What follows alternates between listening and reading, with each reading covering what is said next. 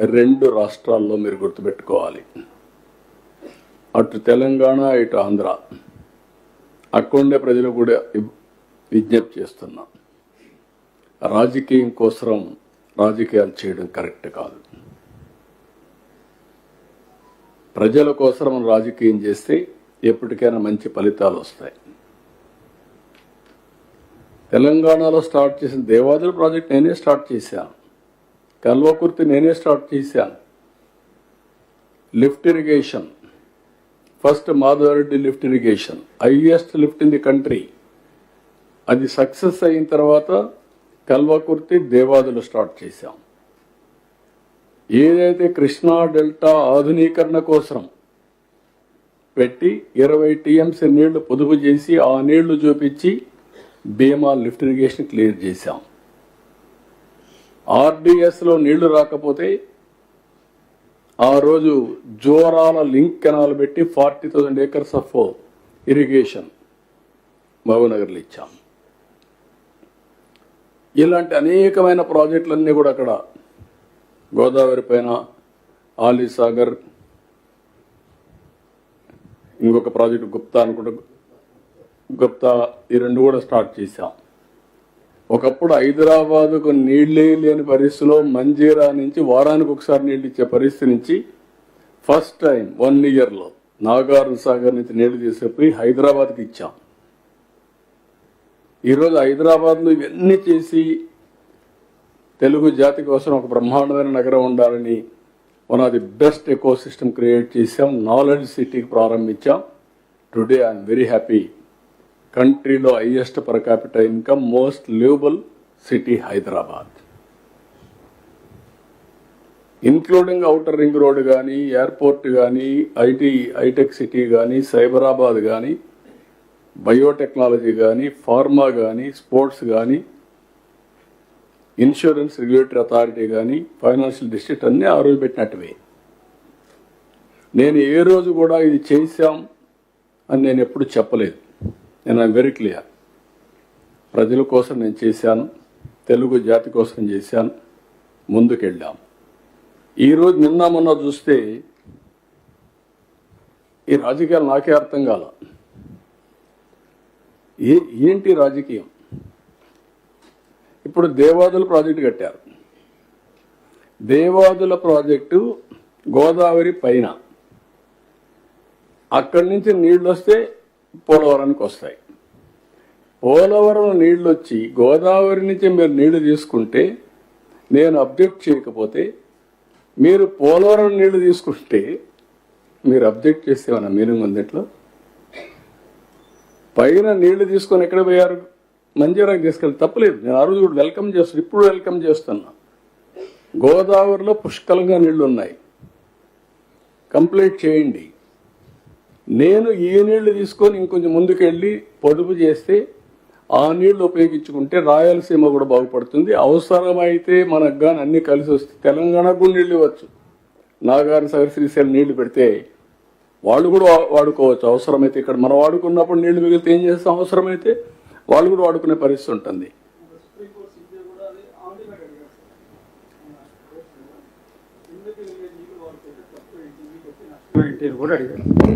అంటే అది అంటున్నాను, ఏంటి ఇవన్నీ? దానికి పోటీ పడి మాట్లాడడం ఏంటంటే నాకుండే ప్రజలు అర్థం చేసుకోవాలి. మీరు మంజీరాకి తీసుకున్నప్పుడు నేను వెల్కమ్ చేశాక తప్పలేదు. దేవాదులు ఇంకా ముందుకు తీసుకెళ్ళండి నీళ్లు, తప్పే ఉన్నట్లు. ఉండేది ఏదైతే కృష్ణాలో నీళ్లు తక్కువ ఉన్నప్పుడు పైన కడితే ఇంకా నష్టం.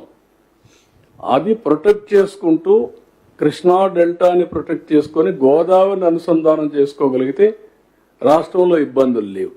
ఇప్పుడు నిన్న చూస్తున్నాం రాయలసీమ లిఫ్ట్ ఇరిగేషన్. ఏంటి దాని మీద ఏమన్నా ఉందా? దాంట్లో మీనింగ్ ఉందా? వీళ్ళు చేసిన పని మీరు చూస్తే ఎంత ఒక అబద్ధాన్ని 100 సార్లు చెప్తే నిజమైపోతుందని ఇష్టానుసారంగా మాట్లాడతారు. వీళ్ళు ఏం చేశారు? 5/5/2000 జీఓఆర్టీ నెంబర్ 203 3,825 కోట్లతో రాయలసీమ ఎత్తిపోతల పథకానికి అడ్మినిస్ట్రేటివ్ శాంక్షన్ ఇచ్చారు.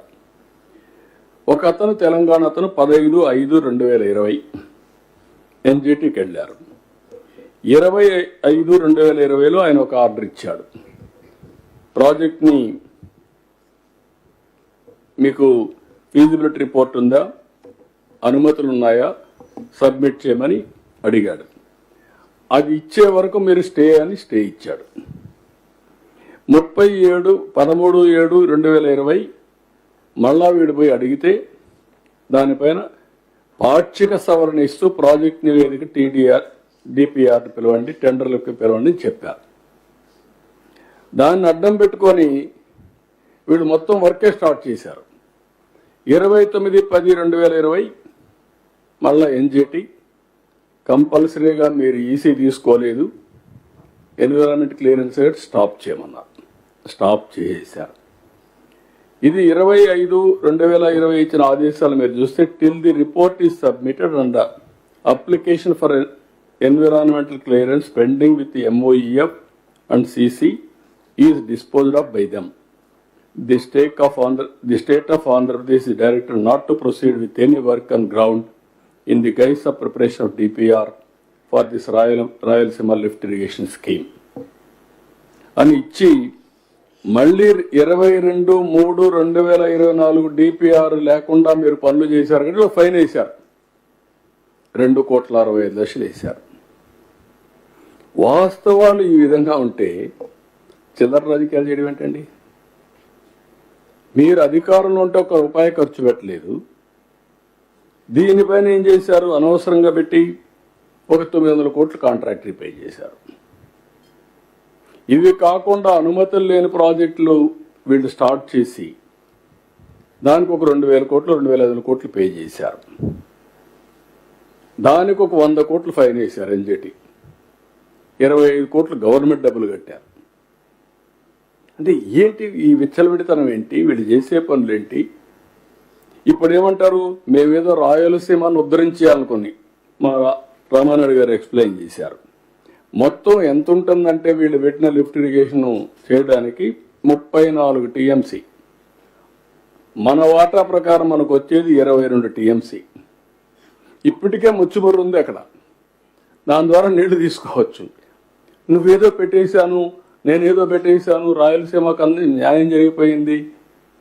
రాయలసీమ పోయి చూస్తే ఎవ్రీ రిజర్వాయర్ నీళ్లు కట్టాం, ఎవ్రీ రిజర్వాయర్ని పూర్తి చేశాం. ఎప్పుడూ రానటువంటి బ్రహ్మసాగర్ కూడా నీళ్లు ఇప్పించి పూర్తి చేశాం. ఈ సంవత్సరం 17 TMC 18 TMC నీళ్లు బ్రహ్మసాగర్లో ఉన్నాయి. That is our commitment. Sir, Sambasivarao here from Hindu. ఇన్ని అక్కడ అవకతవకలను మీరు ఐడెంటిఫై చేశామని చెప్తున్నారు కదా, వాటి మీద ఎంక్వైరీ కానీ ఏదైనా? ఏది? ఇప్పుడు కొన్ని ప్రాజెక్ట్స్లో అవకతవకలు మీరు ఐడెంటిఫై చేశామని చెప్తున్నారు. వాటి మీద మీరు ఏమైనా ఎంక్వైరీ చేయడం కానీ, యాక్షన్ తీసుకోవడం కానీ, కన్సర్న్ ఆఫీసర్స్ మీద కానీ, కన్సర్న్ కాంట్రాక్టర్స్ మీద కానీ అన్నీ చేయాలి.